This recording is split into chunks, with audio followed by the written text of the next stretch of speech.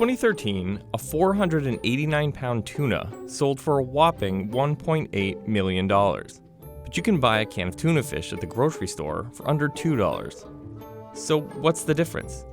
For starters, it's not the same fish. Canned tuna typically comes from albacore. They're small, grow fast, and are abundant for fishing. And they certainly don't weigh 489 pounds.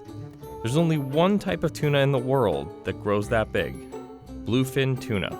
And if you want to try some, it's gonna cost you. We could buy tuna from Japan that we'd have to charge maybe $80 for one piece of otoro. Derek Wilcox is a chef at Shoji, a Japanese restaurant in New York.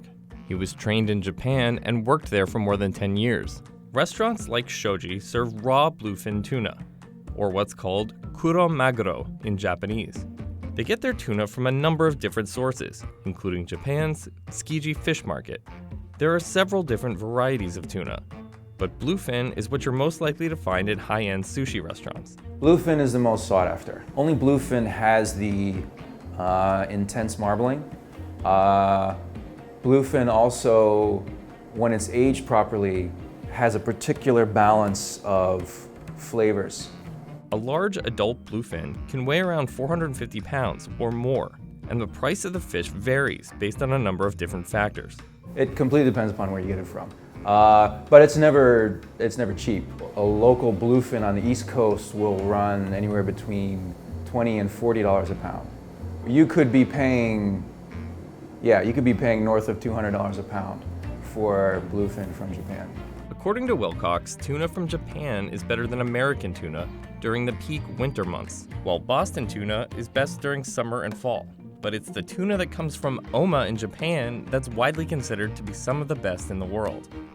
Peak season Oma tuna will in Japan cost $450 a kilo, which means by the time it gets here it'll cost close to $400 a pound.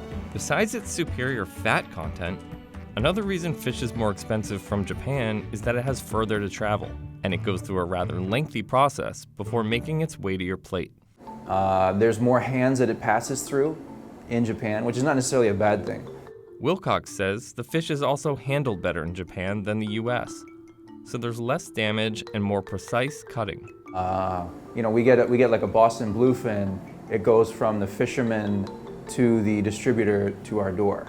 Whereas in Japan, it's going from the fisherman usually to a collective or cooperative, to the government that's running the auction, to a middle wholesaler, to a final wholesaler, to a restaurant or hotel. All high-end fish are auctioned in Japan. Fish that's more sought after, that's caught in a better place, that's handled better, that's clearly better quality, will go for a higher price, and that fisherman will get more of the money. The first auction of the year in Japan is when you'll see ridiculously high prices for fish, mostly as a symbolic gesture or a publicity stunt, which is partly why the 489-pound tuna sold for $1.8 million in 2013. And the first fish of 2018 sold for $323,000. In Japanese culture, that first thing you do all year is the most important.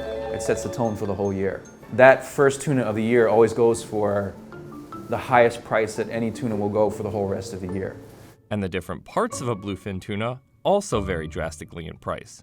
If you imagine a tuna as like a torpedo, they'll split it into quarters lengthwise, cut off the head and the collar, and we will take one of the two belly quarters. Here's what 1/4 looks like when it's delivered.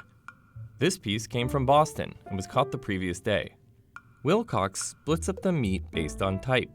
It's just like sides of beef. You buy a side of beef, it's all the same, but once you break it down, the fillet ends up being the most expensive part because it's the most desirable, it's also small, and it requires a lot of labor to peel off the silver skin. Otoro is the fattiest part of the tuna outside of the head and collar area.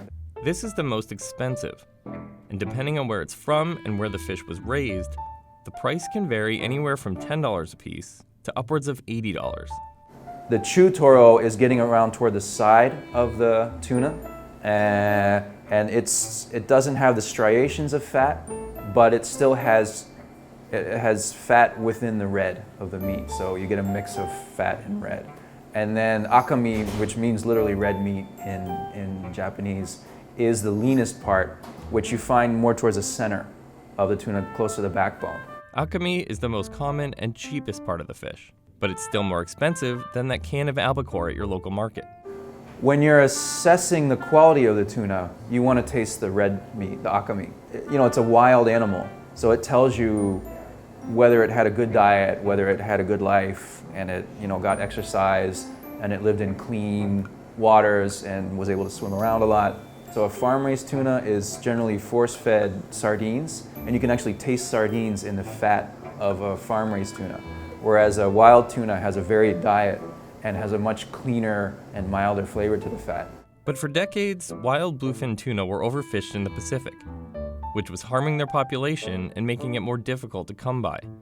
However, more recently, tighter controls on fishing have led to a resurgence in the population. But they could still be better, Wilcox says.